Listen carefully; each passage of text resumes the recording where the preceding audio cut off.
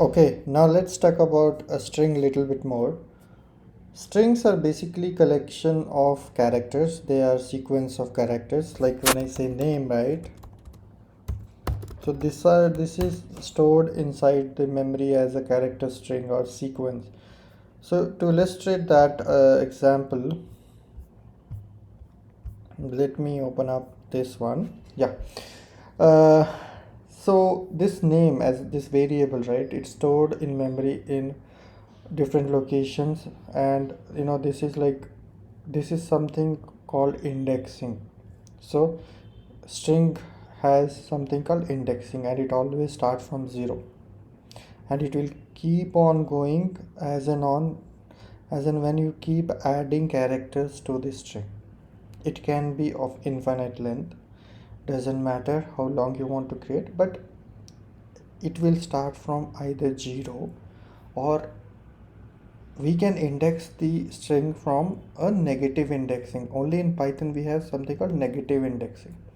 So negative indexing will start from the last element of the or the last character of the string will be -1 index, then going forward -2, -3, like that. So the direction is important. Okay, so it goes in this way and keep on increasing, and it goes and keep reducing that way. So basically, if you see u can be accessed using either 4 as an index or -1 as an index.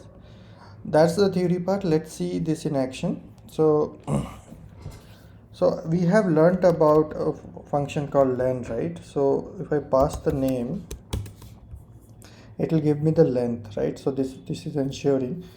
So when I talk about accessing this characters, right? So the square bracket is used to access by index. So in between the brackets, if I mention 4, I will be getting u character. As we see here, 4 belongs to u. Also, if I want to access u -1, I can also access this. So both ways it works. Okay, and also we see name 0 will be b, and here name -5 will be b. Okay, so that is how we can use it. Okay, so that is the way string works, and also it is immutable. So let's say I want to change name 0 to something, let's say capital B, it will give an error. So it's an immutable. Once you define it, it cannot be changed.